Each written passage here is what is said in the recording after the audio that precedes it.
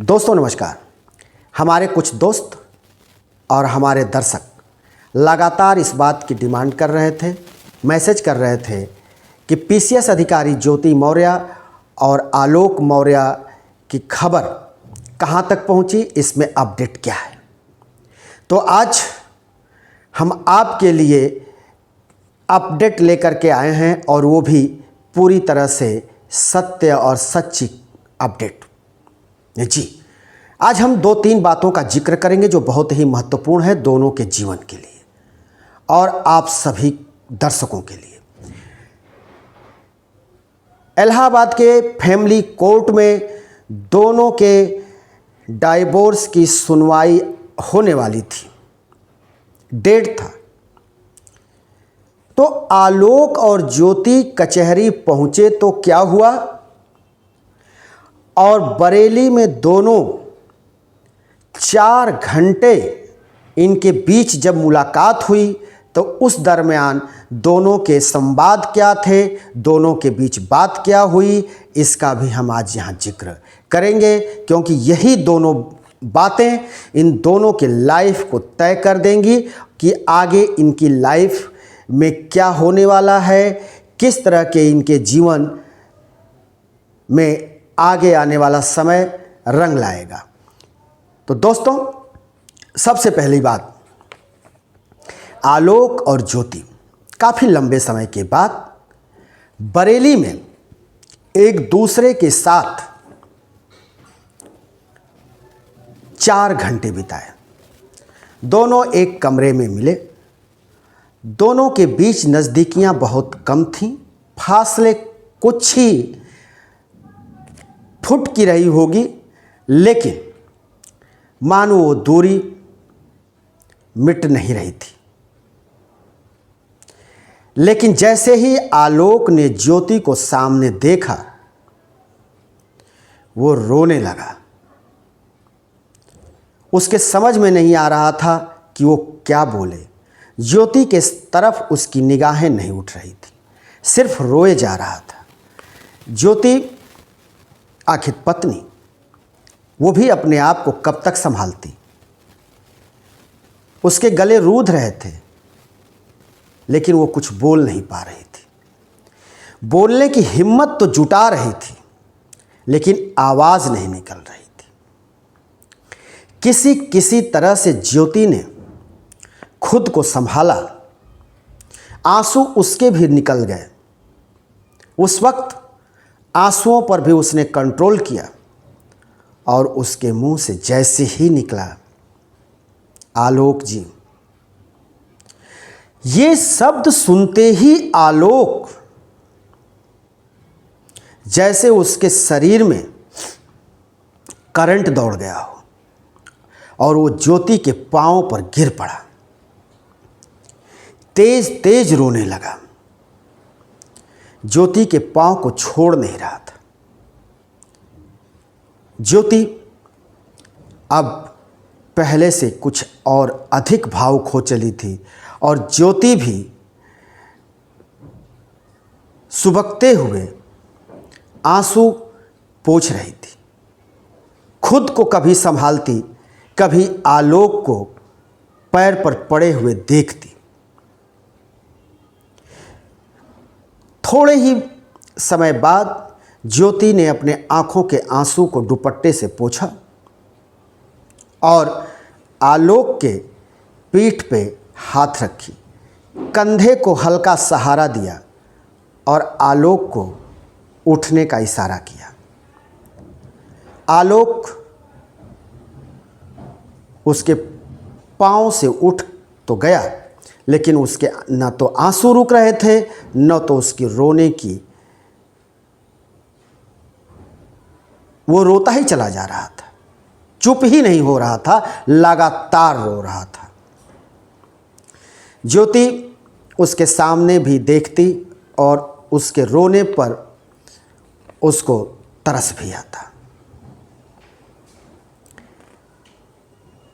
ज्योति ने आलोक से कहा, आलोक जी, आपने हमको रोका नहीं। अगर आप हमको रोक लिए होते तो आज ये स्थिति नहीं आती। आज इस तरह से हम और आप बिखर नहीं गए होते। जो हुआ उसको आप अच्छी तरह जानते हैं। ये ज्योति एक सधे हुए अंदाज में बोल रही थी और आलोक रोए जा रहा था, सिर्फ रोए जा रहा था। आलोक कुछ नहीं बोल रहा था।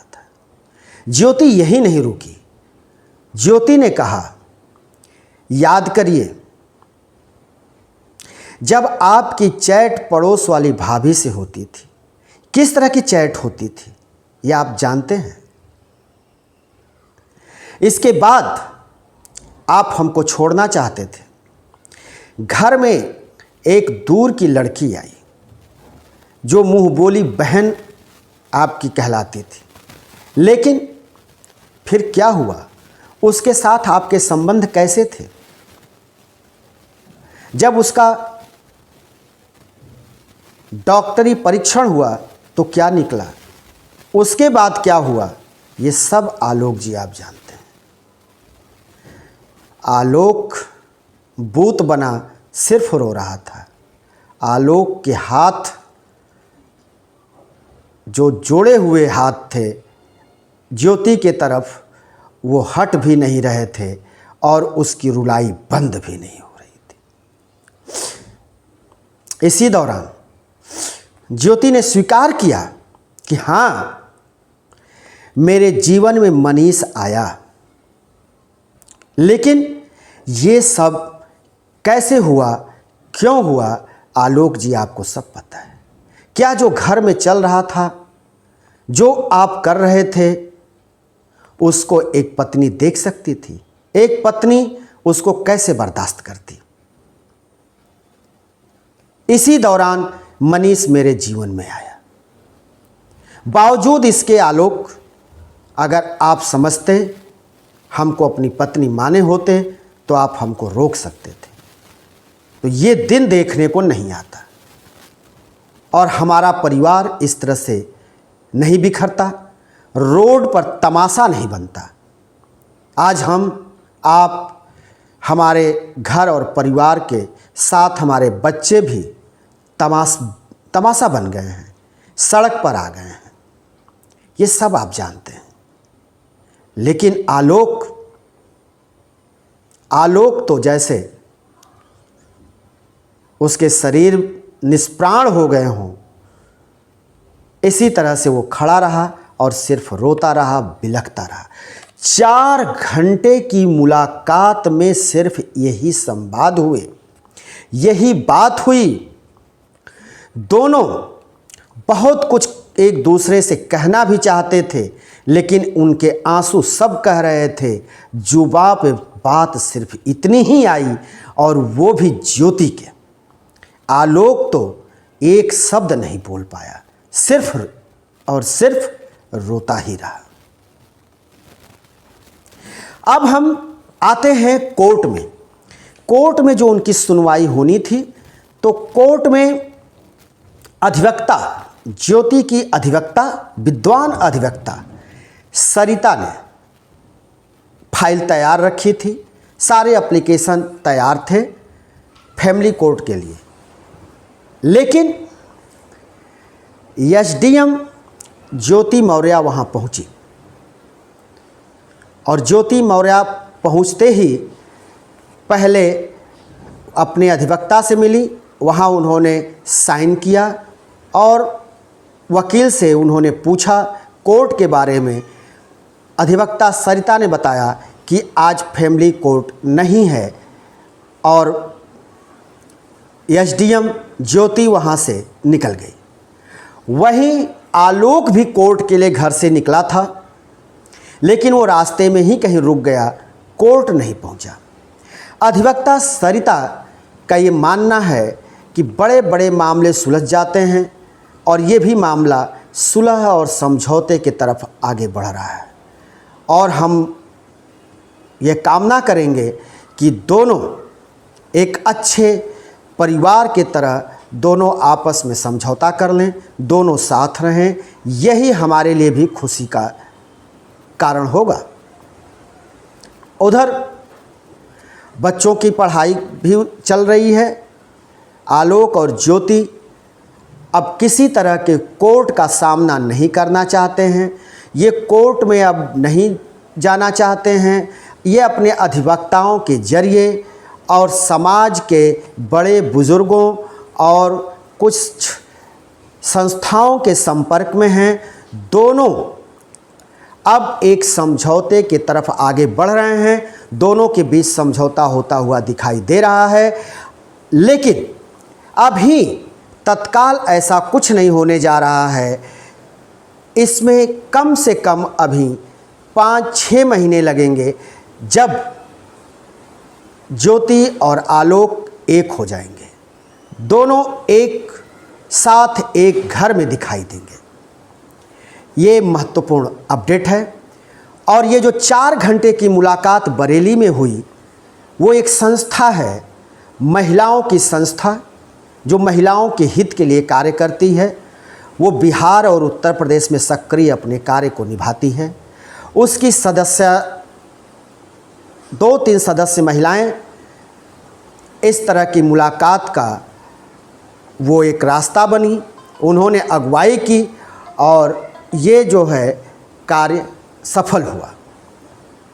तो दोस्तों, ये रहा ज्योति और आलोक के खबर जो है उनकी चल रही थी, उसका अपडेट।